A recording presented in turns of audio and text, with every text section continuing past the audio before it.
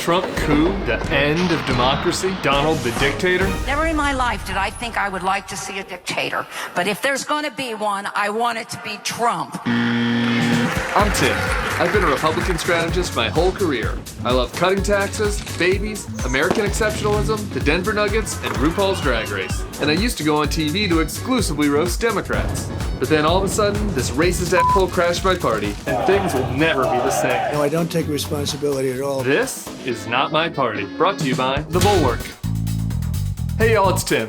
Everybody's tripping because Trump keeps saying stuff like this. Well, I hope it's going to be a fair election. But if I see tens of thousands of ballots being manipulated, I can't go along with that. And this. Will you commit to making sure that there is a peaceful transfer of power? There won't be a transfer, frankly. There'll be a continuation. Continuation.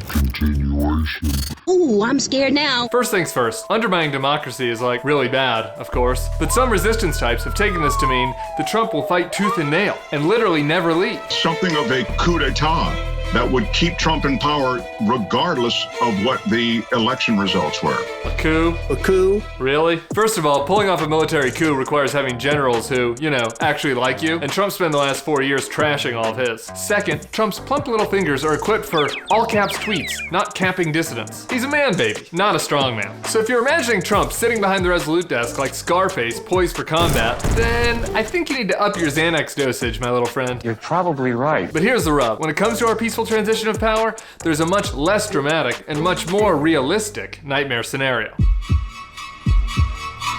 All you need is a disputed vote count in a swing state like Michigan, Wisconsin, North Carolina, or Pennsylvania, where there's divided party control. Take Pennsylvania. The Keystone State is already embroiled in an insane controversy over the idea of naked ballots. A ballot is considered naked when it's mailed inside one envelope, but not inside a second safety envelope. The Republican National Committee sued to make sure these ballots don't count. And then they won, which is f***ing outrageous, but it's the letter of the law. So here's your nightmare. Let's say Biden wins, but Trump goes to court to argue the election was rigged over something ridiculous, like the contested naked ballots. Give me a break! That's a bunch of malarkey! Such a dispute would be resolved by the Count Act of 1887, which according to election law expert Edward Foley is, quote, just a morass of convoluted verbiage from the 19th century. Great. The act says each state has to certify their vote by December 14th, when the Electoral College meets. We're running out of time. But if there's a dispute in Pennsylvania, for example, the Democratic governor and Republican legislature could send competing slates of electors to represent their state. So, what does that mean? All of this would create a constitutional standoff that would have to be resolved by Congress or the Supreme Court. And this is 2020, so that would get real ugly. The last time we had an election with a contested vote count was 2000. Al Gore did the responsible thing and conceded. Just moments ago, I spoke with George W. Bush and congratulated him on becoming the 43rd President of the United States. He put the country over his own ego, something we know Donald Trump has no intention of doing if he's on the losing end this time. I'm not a good loser.